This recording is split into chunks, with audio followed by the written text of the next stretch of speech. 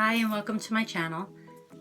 I wasn't quite sure how to start this off, and then there was a tag that was going around on Instagram called I am not my illness, and I thought that that would actually be a perfect segue into my video. My name's Sharon and this is my service dog Zoe. Say hi, look at the camera, say hi. Yes, say hi. So if you follow me on Instagram, then you already know Zoe and myself as well, but the reason why I'm starting this channel is for people who have chronic illness like myself and need a way to talk about it, maybe have questions that they don't know who else to ask, and also talking about overcoming your illness in a way. 1 year ago exactly, I was taken to the hospital. I had collapsed at work. It was a very terrifying experience. I had been teaching and had taken my class up to their hallway and basically passed out in the middle of the hallway in front of the entire third floor of 670 in that moment. Terrified, panic, fear, embarrassment. And I ended up spending almost 6 weeks between a hospital and then a rehabilitation center. While I was in the hospital, I was diagnosed with POTS disorder. It's a heart condition. POTS stands for postural orthostatic tachycardia syndrome, and that's actually what had caused me to pass out. One of Zoe's jobs as my service dog is to alert me if I become dehydrated, because dehydration is something that severely affects POTS, and those of you who have it know exactly what I mean. So I do my best to drink 3 liters of water a day, and yes, it needs to be water.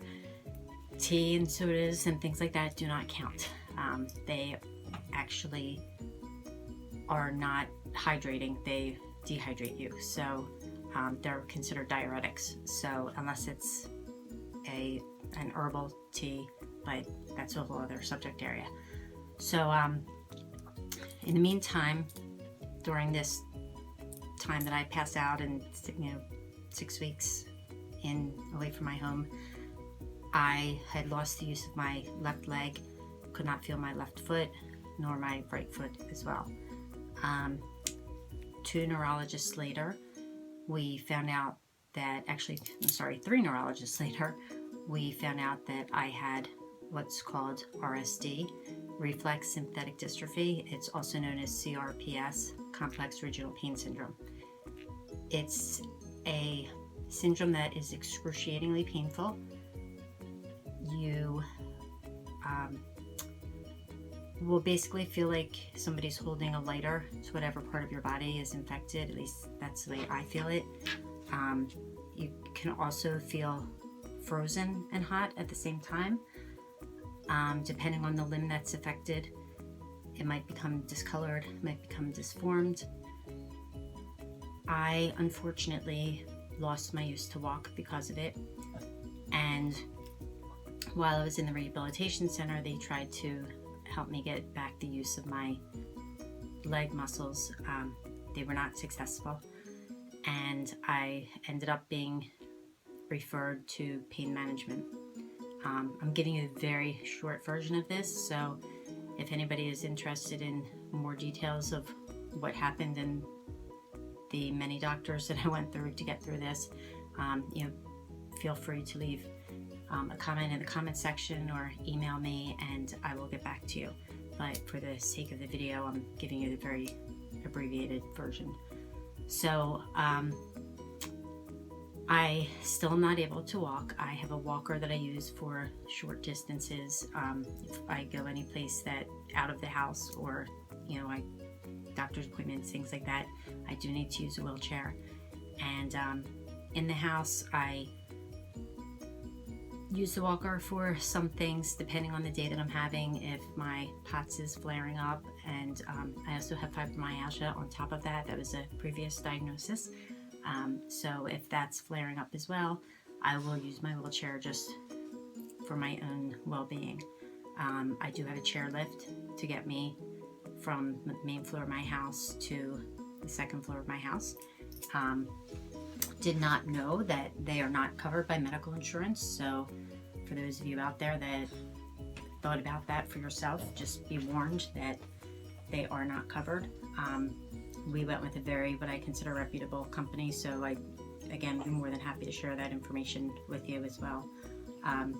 But getting back to my diagnosis, at the time we had never heard of either things, the heart condition nor this thing that was going on with my leg and my feet, which ultimately just really affects my left foot. I am very fortunate that I have a very strong family support.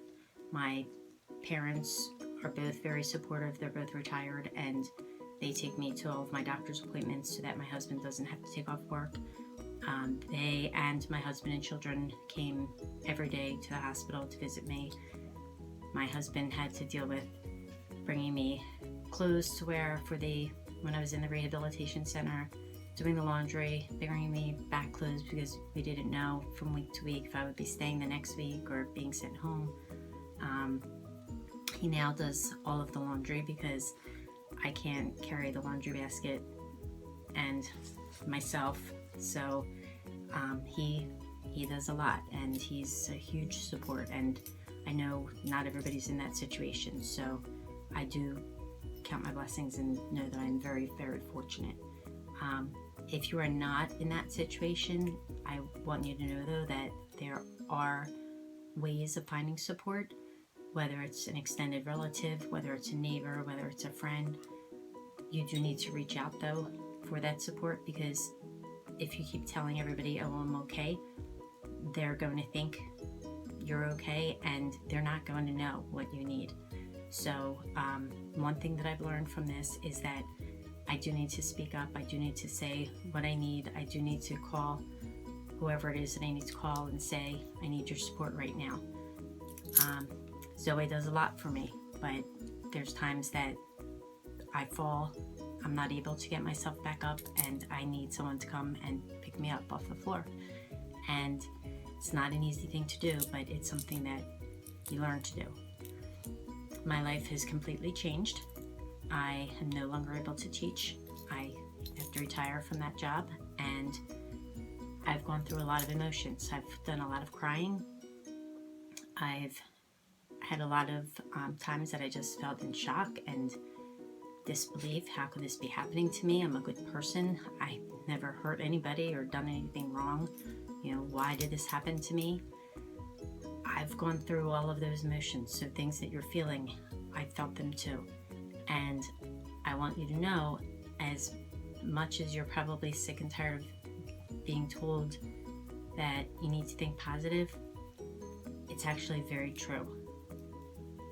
Once you learn to accept that your illness is a part of you, not describing you, not defining you, but that it is a part of you, you will then be able to move on and find something else in your life, a new start to make you happy. That's part of what this channel is about for me. I have plans that as time unfolds, I will reveal, for the sake of just waiting for things to fall into place. I don't want to jump too far ahead of myself, but I just want you to know that you can have a life after chronic illness. It does not mean that things end. Your life as you know it may come to an end, but there is a new start there for you. And if you do need somebody to talk to, if you don't feel that you have someone that you can ask questions, that you can trust, that confide in, I want my channel to be a very safe place for people to ask questions, to discuss things. If you want to talk to me privately, as I said, you can email me.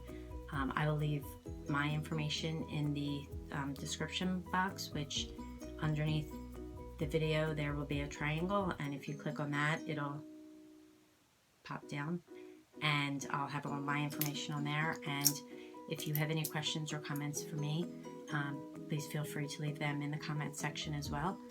And I am hoping to upload a video every week in the beginning, so I look forward to speaking to you next week, and I wish everybody a good week, and whether it's morning or nighttime, afternoon, wherever you are, I hope you have a great day. Thank you.